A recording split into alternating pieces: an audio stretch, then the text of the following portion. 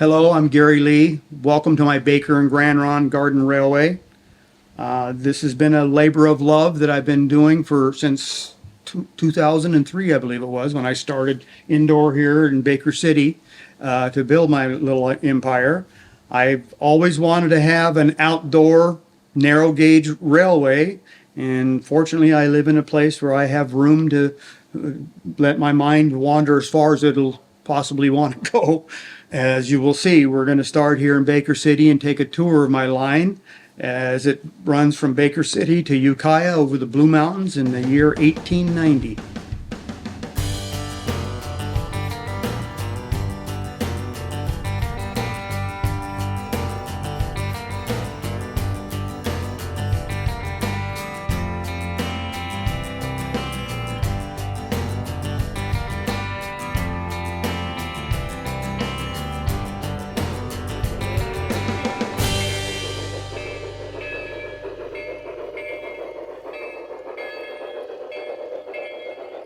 As you can see, I have a pretty nice man cave that is my hobby space. The railway starts in here. This is Baker City on my line, and it exits out the south side of the building and continues westward along our backyard to Ukiah at the far end of the railway, which is a scale 88 miles, I've determined it to be. My shop is a space that I hold a lot of clinics in. I'm active as a Rose City Garden Railway member. I'm also active as an NMRA member, and I like to build kits and assist other modelers in their endeavors to model railroad. And I love the fellowship of having a room full of people, and we're all sharing the same passion. And I'm fortunate to have had the skills develop over my life that I can share how to use a table saw, how to make a wheel, how to make any number of things and cobble it together in your shop. And so my shop here is my home for that.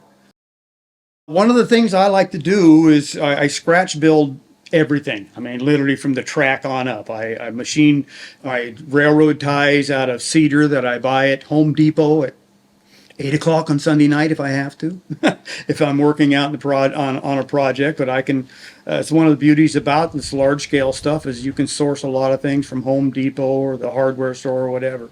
But anyway, I like to scratch build stuff, and so I buy cedar, typically 2x2 balusters, as I'm looking for high grade, tight grain cedar, and virtually everything is milled out of that. My shop is equipped with a cabinet table saw and all your tools you would expect to see in a wood shop: drill press, bandsaw, planer, sanders, etc. And they all get used from time to time. And I also teach people how to use tools like this, how to do it safely. All enthusiasts want to make things, but they don't have the background or the facilities to do so. So often I will invite people out and we will build kits. I like to draw, so I've had a career of spent drawing on AutoCAD, and I have a library of models and stuff that I've built over the years. Matter of fact, here's a photo of it. It's a catalog, and typically fellow club members will say, "Hey, Gary, I want to build a water tank," and I can put together a kit for them. And I usually line up about half a dozen people, so I'll assemble these kits, and then over a course of a couple of weekends or something, I can invite my guests out. They'll put their kit together. I'll show you how to do it. Here's how I would do that, and let people make their own decisions that way. We work their way through building any number of things, all these, like the ore bin and the water tank and bridges and the buildings you see right here. They're all parts of my imagination that I dream up and get inspired to do, and I will sit down and typically make a AutoCAD drawing of what I'm attempting to build, and then from that AutoCAD drawing it gives me all the mathematical information I need to be able to put together a cutting list, and I gather the material, and most of the work is done on the table saw, and I mill all the material and cut them to length, and typically provide my students with a complete little kit that they can, like I say, over the course of a weekend or a couple weekends, can assemble into a nice high-grade model. there's a number of different scales that run on 45 millimeter track. And I happened to choose half-inch scale because of my connection with my father. He was building a garden railroad, and I was just kind of learning how to do it, helping him build his garden railway. And he was very astute at building models in half-inch scale, which is 1 to 24. And we built a number of models that way, so that when I started my railway, I'd accumulated a collection of models that I'd built that were already half-inch scale. And I look back upon it with a bit of regret now, because my whole railway is built at half-inch scale, thereby making the gauge of the track is 42-inch gauge, which was not very common scale. It's used in streetcars, and there were a couple of lines up in Canada that were 42-inch gauge. That's my justification for my railway. But all of my equipment is half-inch scale. And it all started with this little locomotive right here. It was the first locomotive I purchased. It was an Aristocrat C16. It only had one problem, is that the chassis sat too high on the frame. So I figured out how to lower it down to get it that squatty, narrow gauge look that I like, and lowered her down, and then converted it to radio control and battery. That's important to me. All of my railway is dead rail. There's no electricity to it at all. And it's very authentic to me, because I'm looking for, to do track work, for example, on my railway. Indoors here, I've laid this track 20 some odd years ago, haven't had to do a thing to it. But as soon as that track goes outdoors and into a real world environment, it's affected just like a real railroad, where you have to replace ties, you have to tamp down spikes, and continually be checking for gauge, and it's been a challenge that way, but it's also rewarding to know that I've built virtually every bit of it, and I get satisfaction from that.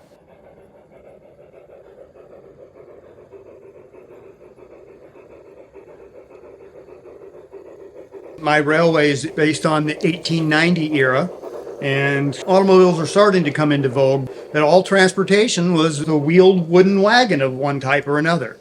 And in half-inch scale, or in 120 scale, or in large scale in general, these items are not available. So I collaborated with my good friend Joe Eckert at Eckert Design, and sent him some drawings of some things I'd like to do. And over the course of a week or two, he produced a kit for me for these wonderful wheels that you see in these wagons. And we're ready to go. If there was demand for it, we would love to be able to see people buy them. But I think they're wonderful little models. They were fun to build. They're a little bit of a distraction from the trains and not putting together a boxcar or a freight car or something like that. I get a lot of joy from sitting down at a bench and 2 hours later getting up from it, and here's this neat little object there that's a 124 scale version of the real thing. All right, a little bit of technical info about the Baker Grande Ronde. It occupies my backyard, consuming a space 60 feet by 170, so I've got quite a few square feet to work with here. The main line is 488 feet long, but then I have another 250 feet of sidings and branch lines. I have 133 trees that I prune every year, do a semi-bonsai treatment on it. Kind of turned into a whole nother hobby. I like doing it myself. I go out there and it's kind of a zen thing. I can sit down on a bucket and prune a tree in a couple hours.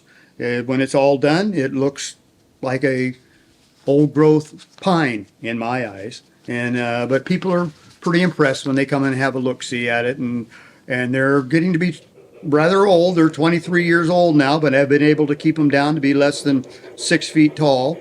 And that in 124 scale, that's only 150 feet or so. So it's plausible and real.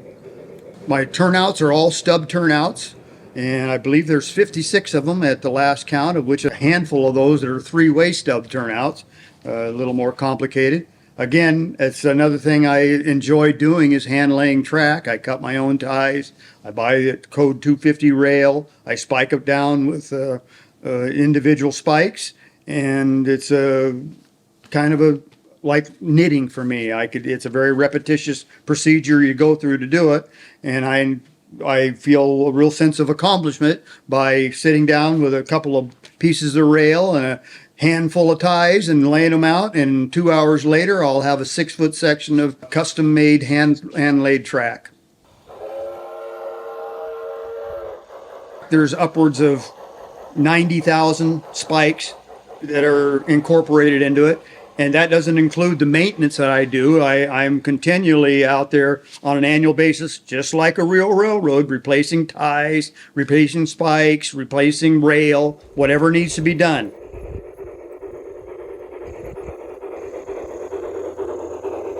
I started the railway in 2003 and have worked progressively westward every year since then. I spend my winters out here working on new track, new buildings, whatever.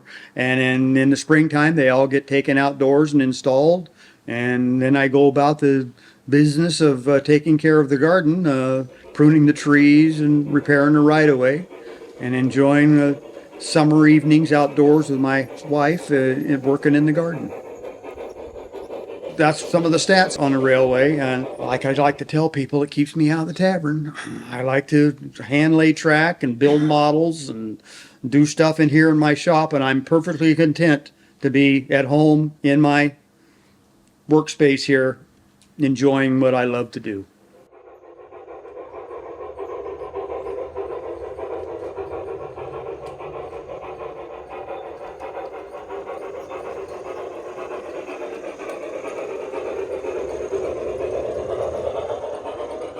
Well, as the train leaves Baker City, it passes through tunnel number 1. Tunnel number 1 also introduces it to the outside world.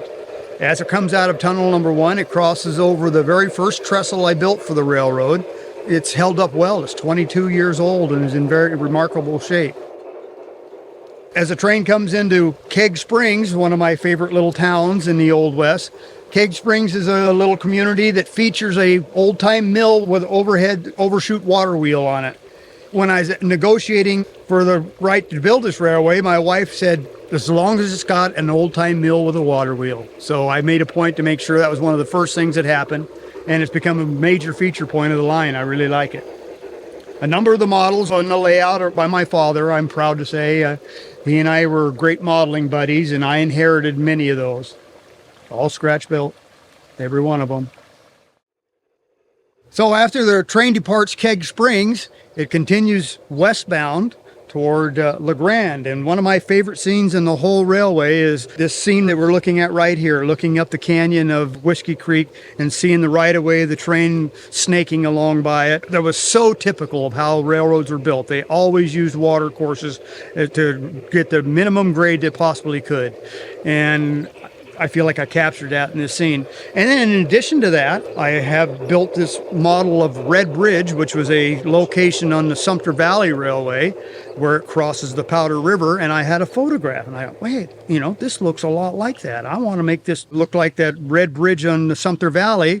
And I can use that as my achievement certificate for prototype modeling. And lo and behold, I submitted it and earned my certificate. One of 12 that you earn to become a master model railroader, and it's one of my favorite scenes in the railway.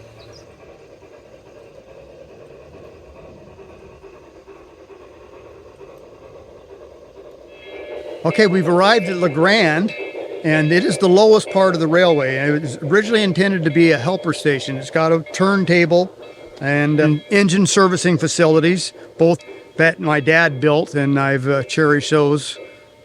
They look great there. They're all weathered out and looking good. This is the lowest point of the layout, and the intention was from here on, it would require a helper engine to go over the hill, as they say. And this is where it would originate.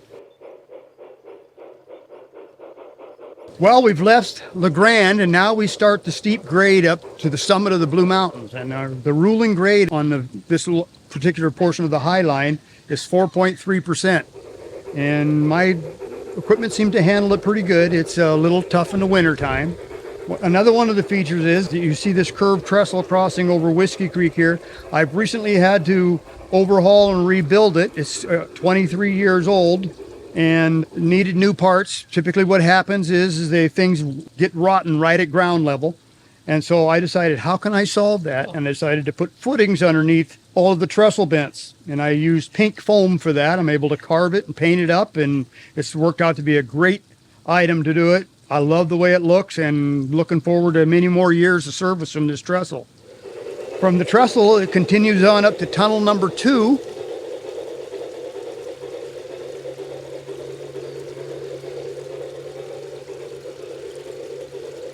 I love these scenes where it follows the river.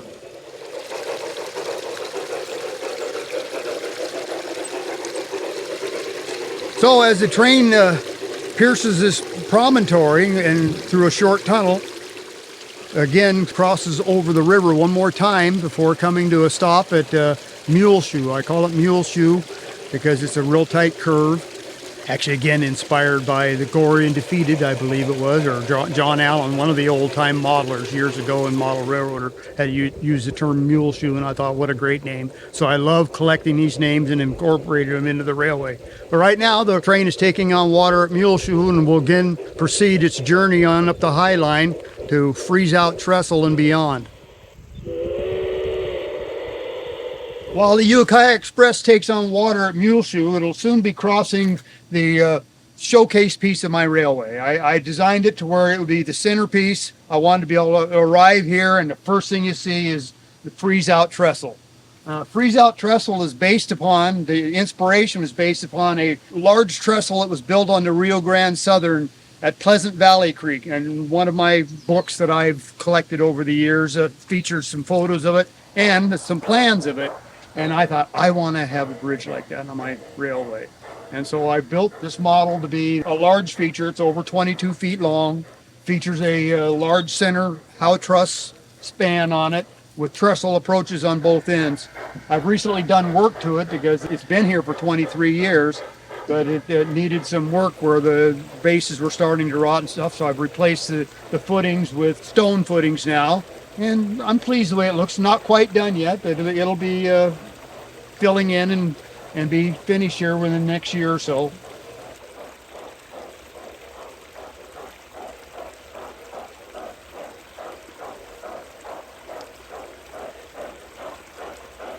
Well, we've cleared the main line at Muleshoe. The westbound freight, it continues on, and we continue toward the summit.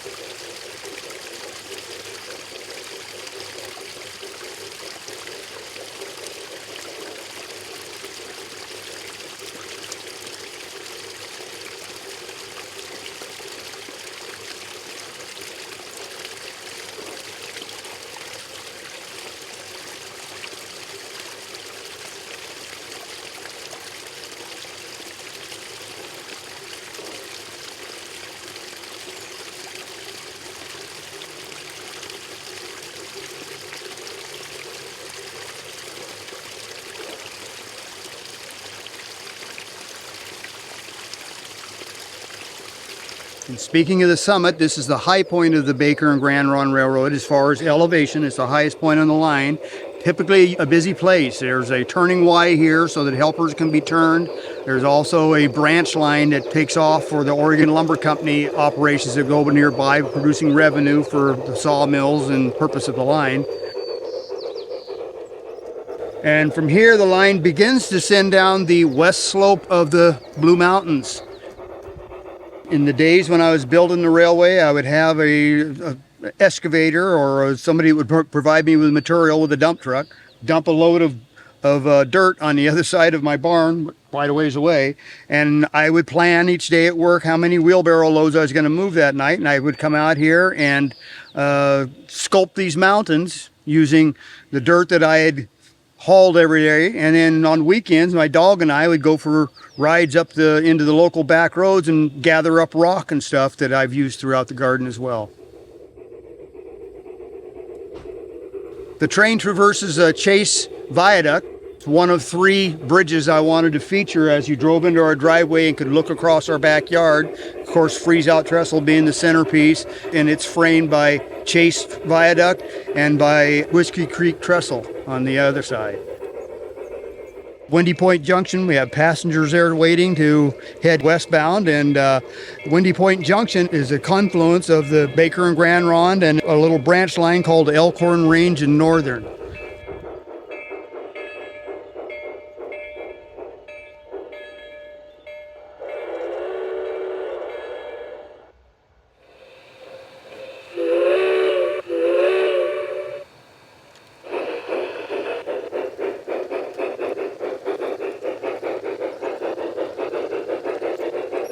Elkhorn Range in Northern serves Oregon Lumber Company off in the distance. You can't see out of view, but it also serves Williamson Mill, Consolidated Mining Company over here, a large four-stamp milling operation derives their goods from a no-name mine, which is located down the line on the other side.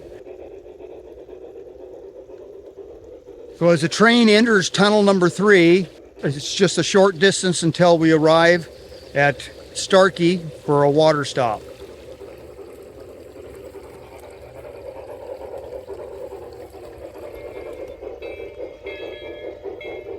We'll take on water here, and we have a number of passengers as well that could board the train. It's a short 22 miles to Ukiah.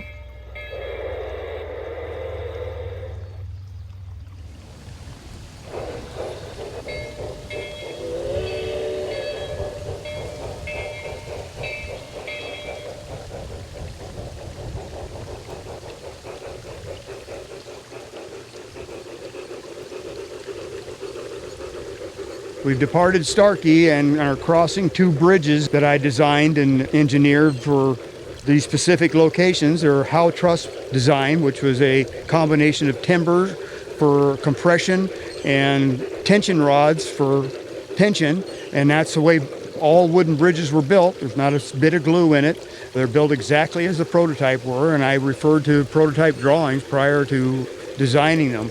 They've held up well. These are 6 to 7 years old, I believe, and require a little maintenance once the initial break-in period's over. Ballast on the line is a ballast that we get from an outfit that produces bridge topping, small grained granular stuff that's used for ice control and such like that. But it's turned out to be a perfect size for my half-inch scale railway, so I use about 6 bags of that every year, and that's the look I'm after.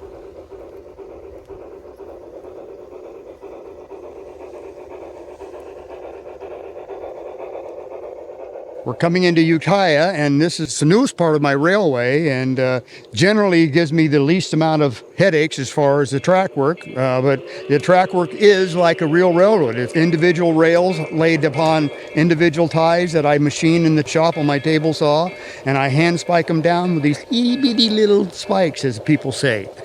I do most of this work as much as I can on the bench in the shop so that I'm comfortable. I can sit at my workbench and have a section of 6 feet of track in front of me, and I will, within 3 hours, fabricate 6 feet of track. Again, I just like fabricating stuff, and it was a challenge, and that's what I do. As you can see, by the time I got to this end of the railway, I was having a good time making track. I've got crossovers, 3-way switches, curved switches. Also, my buildings have become a little more sophisticated. It's got a complete engine service facility, including a sand house, fuel supply loader, and water, and a 2-stall engine house that is modeled after the Lake Tahoe engine house they had in Glenbrook. The depot is similar to the style of my other depots on the railway, but it's of its own character. Freight house with lots of goods and storage and stuff, and a large platform. I saw a photograph in a book years ago of Creede, Colorado, right in the peak of the gold rush, and here would be these long freight platforms in front of the tracks, just loaded with all manners of stuff, mattresses, kegs, all kinds of stuff, and I thought that'd be really cool to model. As you can see by the lush landscape behind it, we have an extensive amount of ground cover and maturing times of one sort or another. And those are all the result of my wife's efforts on this project. When we discovered outdoor garden railroading, it became truly a husband-wife project. We spend a lot of hours outdoors together working in the garden, and that's really quality time. You can learn more about our Baker and Grande Ronde by going to Gary and Johnette Lee's Baker and Grande Ronde Railroad on Facebook. We have a number of videos as well as a lot of still photographs, and I periodically will post models I'm building, etc. That I want to invite you all to ever have the opportunity to come to Corbett, Oregon in the summertime. I would love to show you what we have here in our backyard.